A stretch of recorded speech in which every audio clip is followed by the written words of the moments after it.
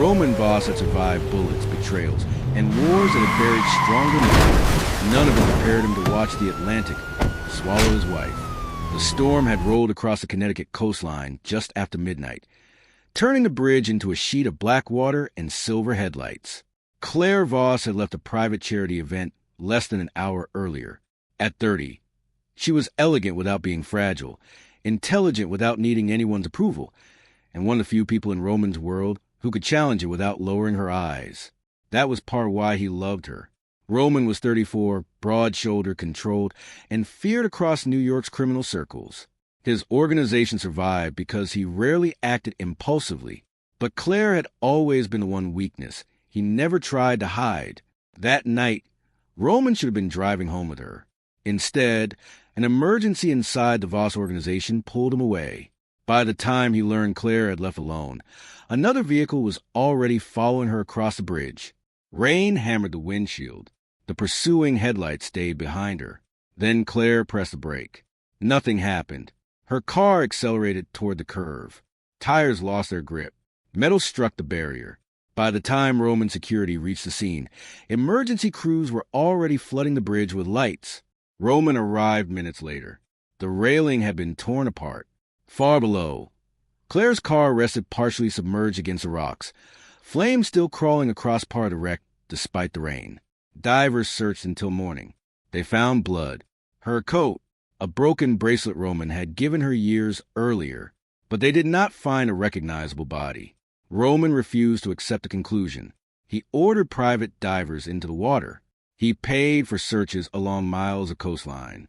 He pressured officials, fishermen, rescue crews, anyone who might know something the police did not. Days became weeks. Nothing changed. Eventually, DNA evidence recovered from the wreck was used to legally declare Claire Voss dead. That was when something inside Roman hardened. The man who returned to New York was colder than the one who had left the bridge. Enemies noticed. So did his own people. Whispers spread that grief had weakened him. Others quietly wondered whether the Voss empire needed a different leader. Roman responded by becoming more ruthless, more distant, and harder to read. 16 months later, federal agents arrested him. Racketeering, bribery, financial conspiracy, and murder. The most serious charge involved Caleb Mercer, a businessman and government informant killed after exposing illegal weapons routes connected to the Voss organization. Roman had refused to authorize the hit. Yet, prosecutors claimed the credentials had approved it. Worse, they argued Claire had discovered the truth shortly before her death. Her memory became evidence against him. Roman believed his enemies had taken his wife.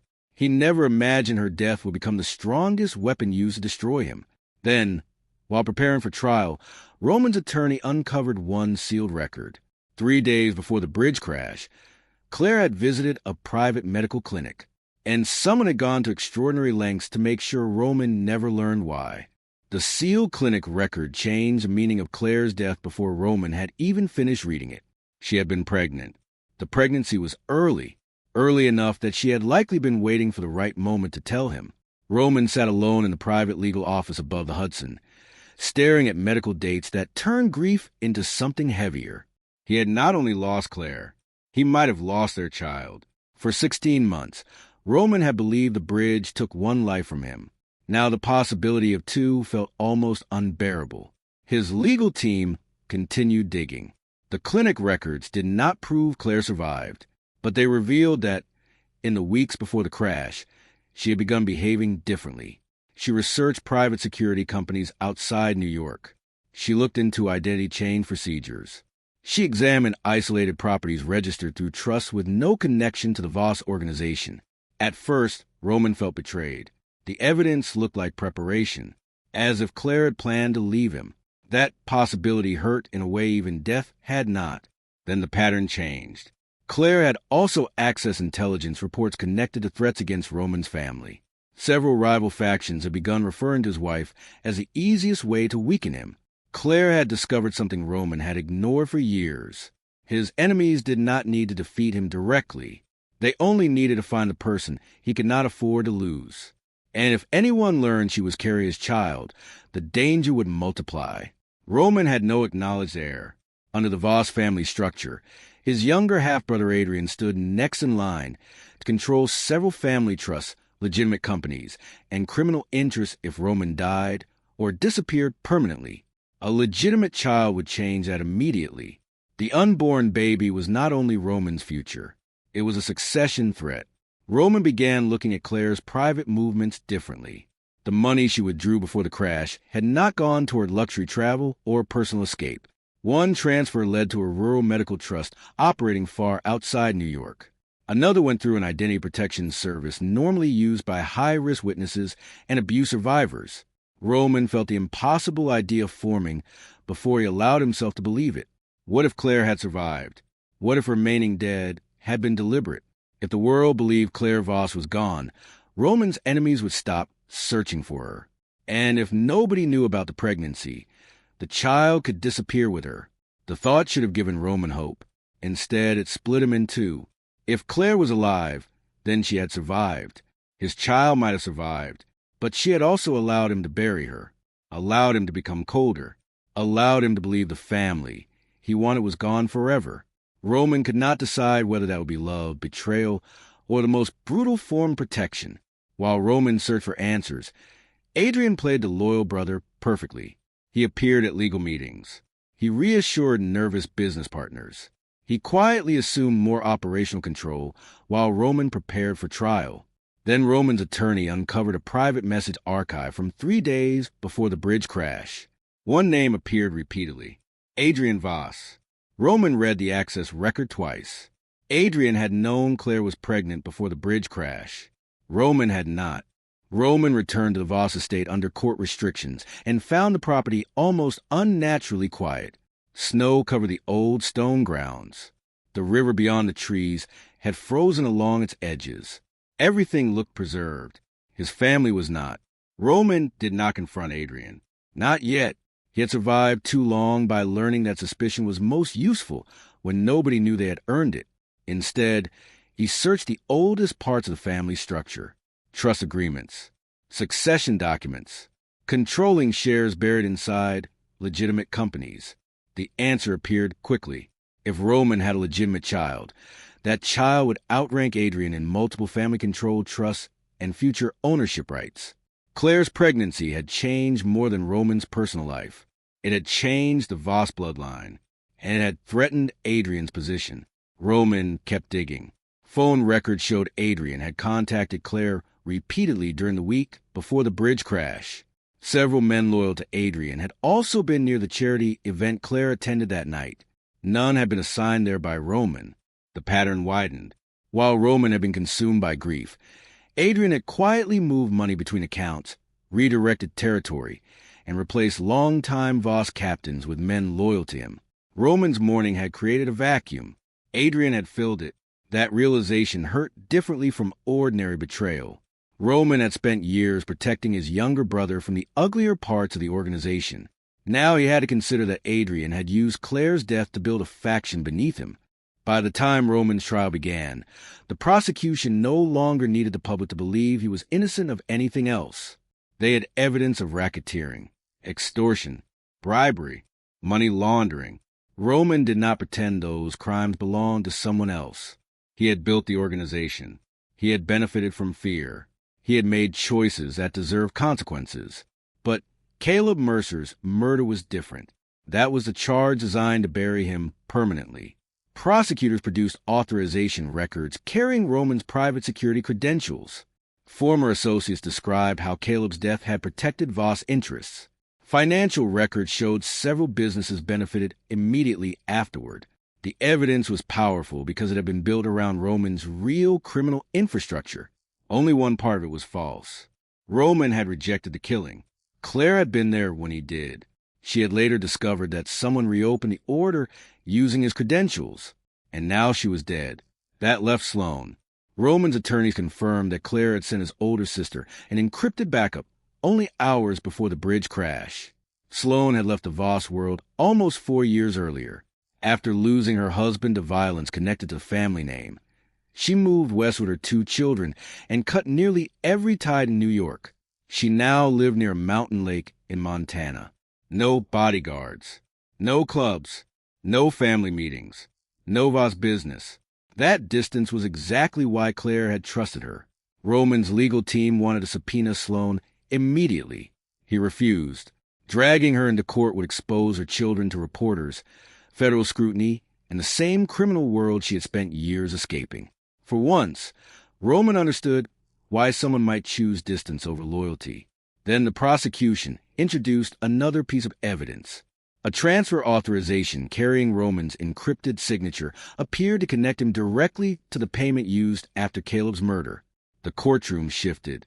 Even some of Roman's allies began treating conviction as inevitable. Outside court, Adrian moved quickly. He began assuming control over legitimate Voss companies under the excuse of protecting them from seizure. Several captains started reporting to him instead of Roman. Business partners stopped waiting for Roman's approval. The empire was beginning to reorganize itself around the possibility that he would never return. Roman saw the trap clearly now. If he stayed silent, he could lose his freedom. If he forced Sloan into court, he might save himself by dragging her children back into the danger she had escaped. For most of his life, Roman believed family loyalty was something blood made automatic. Now his freedom depended on asking for something his sister had every reason to refuse. He made the decision that night. He would go to Montana himself, not as a Don demanding obedience, as a brother asking for help. By morning, Roman was on a private flight west under court-approved travel restrictions. Halfway across the country, his attorney sent him an urgent update. Adrian had taken operational control of Merrow House. Then another message arrived. 3 Voss captains had already pledged loyalty to him. Roman looked out at the clouds below and understood the cost of leaving New York. By the time he reached his sister, he might still have a chance to save his freedom, but he might no longer have an empire to return to. Roman reached Montana beneath a sky heavy with fresh snow. Sloan Voss lived beside a quiet mountain lake surrounded by pine forest, far from clubs, armored cars, and guarded estates that had defined their family for generations. Her wooden house was modest by Voss standards. That was intentional. At 38, Sloan had built the kind of life Roman had never understood. 2 children, a small community, no bodyguards, no men waiting outside doors, no family business. She had left New York after her husband was killed because of his association with the Voss name. Roman remembered the funeral.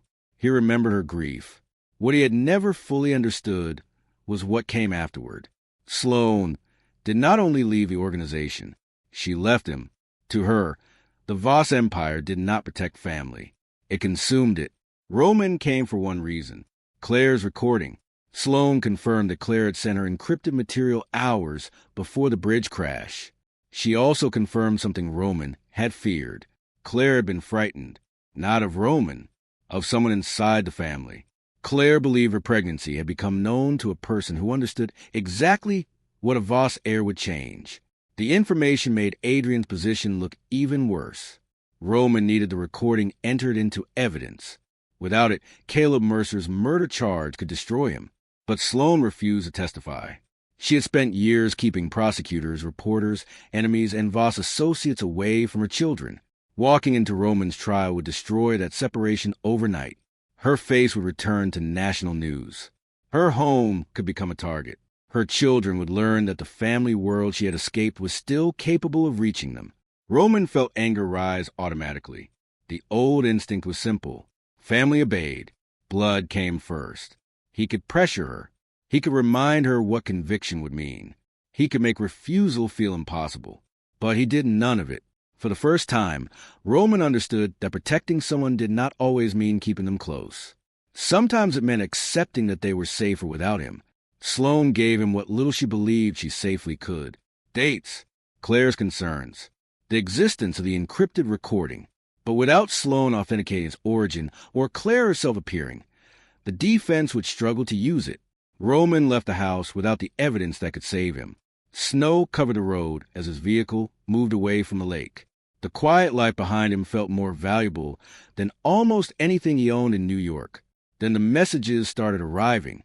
2 Voss-linked accounts had been frozen. A longtime captain had pledged loyalty to Adrian. Then another, a major waterfront property, had changed operational control. Several legitimate company boards were preparing emergency votes to remove Roman entirely. Sloane had chosen her children over her brother, and Roman realized he could not blame her. He had spent half his life defending an empire he called family. Montana had forced him to consider that the greatest gift he could give the people he loved might be freedom from the Voss name. When Roman finally returned to New York, the first car through the gates of Merrow House was stopped by security. The guards no longer answered to him. Merrow House belonged to Adrian now. Roman had always believed an empire like his could only be taken with bullets. Adrian proved paperwork could be faster. By the time Roman returned to New York, federal seizures had frozen several Voss-linked accounts. 2 legitimate companies removed him from their boards. Longtime allies stopped returning calls, and men who once waited outside his office now answered to Adrian. Merrow House was still standing. It simply no longer belonged to Roman. That was the part he found hardest to accept. He could have started a war. He still had enough loyal men to make Adrian bleed for every property he touched. But Roman's attorneys warned him that one act of retaliation could destroy what remained of his defense. So for the first time in his adult life, Roman had to watch someone take from him without striking back. Adrian moved quickly. Waterfront territory changed hands. Private security contracts were rewritten. Several captains publicly claimed Roman's conviction was inevitable and that the organization needed stable leadership before federal pressure destroyed everything.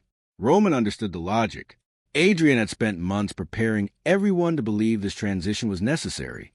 Then another piece of the Caleb Mercer case surfaced. A recovered internal record showed the assassination order had been reopened after Roman rejected it. The authorization route passed through one of Adrian's encrypted channels. It was not enough.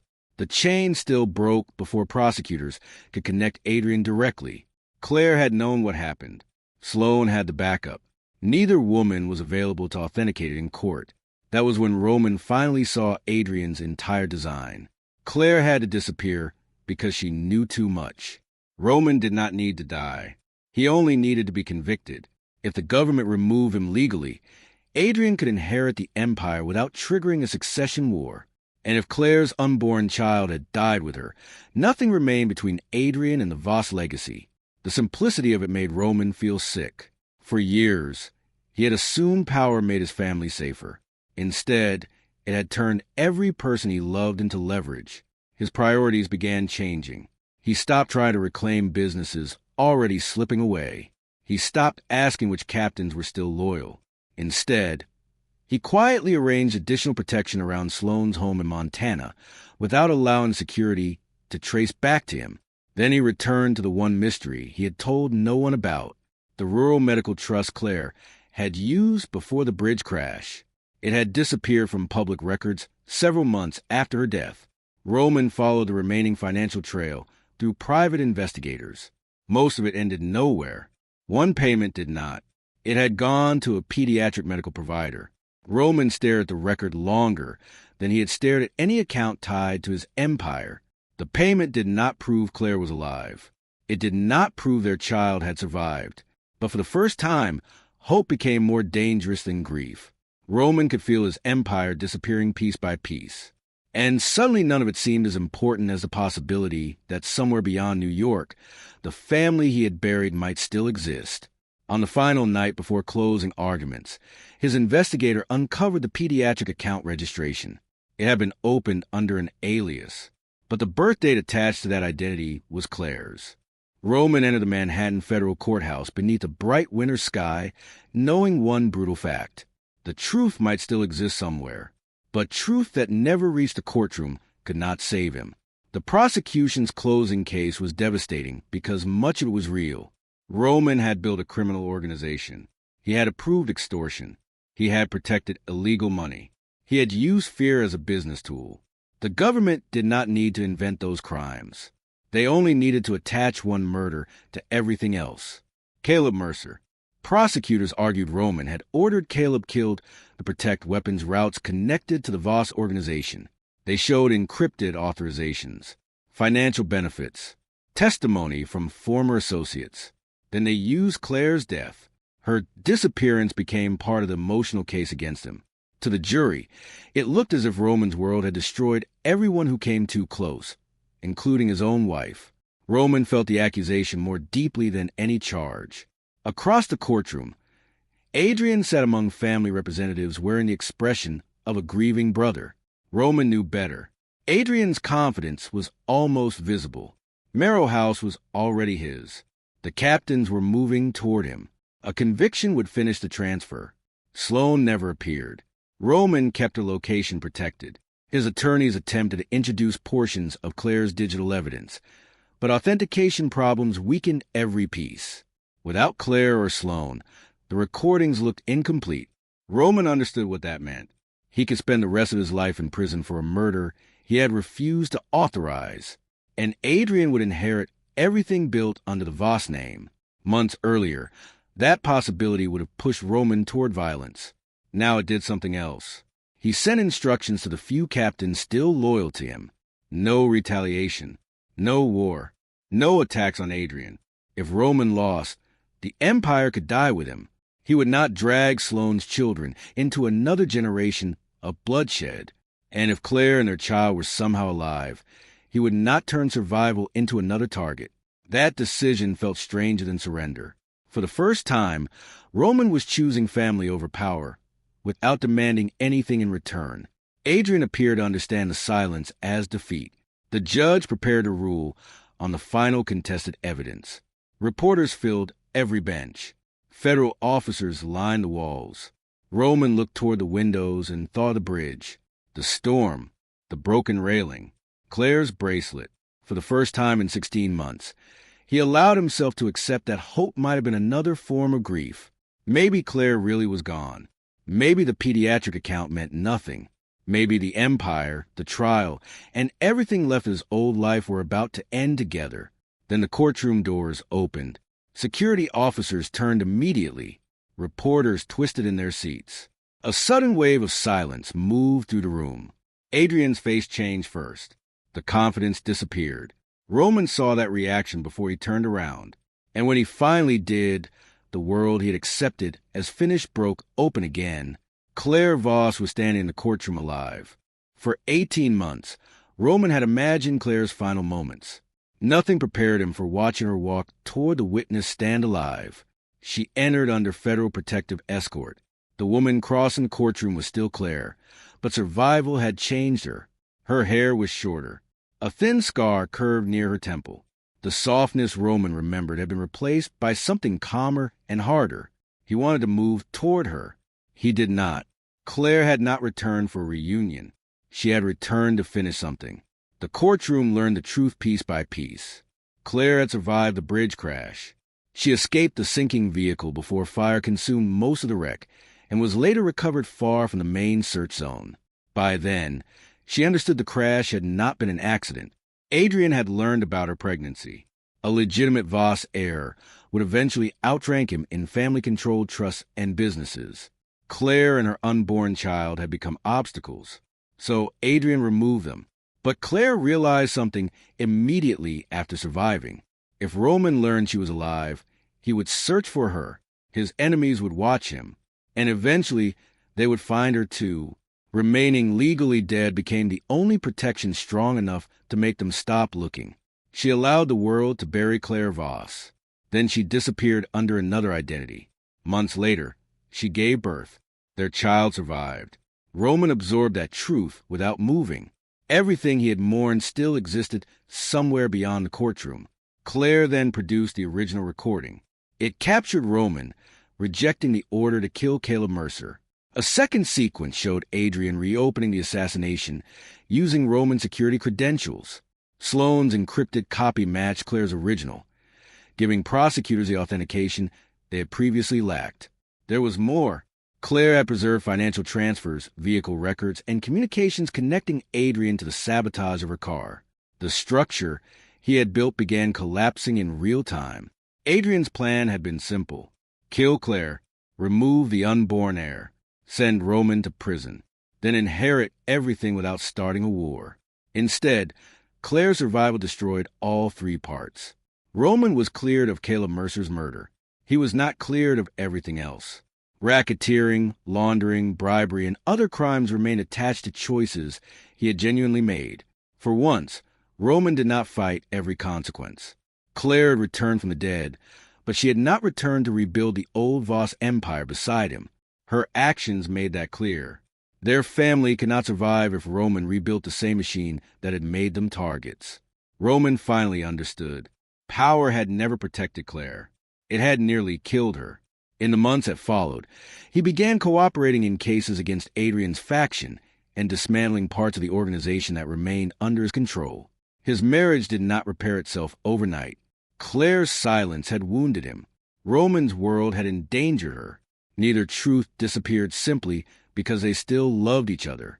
But both had stopped confusing control with protection. Roman entered court believing he was fighting to save his empire. Claire returned from the dead and gave him a reason to let it go. Before she was escorted from the courtroom, an evidence envelope was placed beside Roman's attorney. Inside was a recent photograph. A small child looked toward the camera with Claire's eyes, and the unmistakable Voss features Roman had believed died on the bridge. Roman had just learned his child was alive. He had not yet learned where Claire had hidden them.